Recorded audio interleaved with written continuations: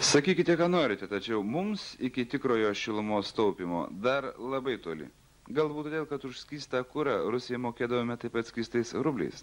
Tačiau kas laukia ateityje vienos stambiausių Respublikos įmonių Alytaus šilumos tinklų aptarnaujančių beveik visą pietų Lietuvą.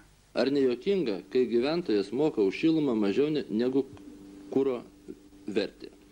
Mūsų gyventojų šiuo metu šildymas šeimos biudžete sudaro apie kelis procentus. Tuo tarpu, kai išsivysčiusiose pasaulio šalyse jis yra nemažesnis kaip 10 procentų.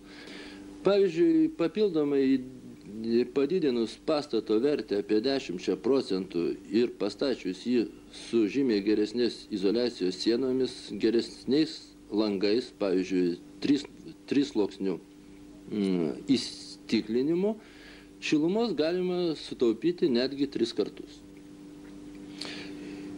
Pavieniai gyventojai ir pavieniai vartotojai šito patys iš karto įdiegti matomai nesugebės. Tam reikalinga ir valstybės parama, ir atitinkama valstybinė kuro taupimo programa, kuri palaipsniui metai iš metų leistų pasiekti tokius rezultatus, kokie yra šiuo metu Skandinavijos šalyse.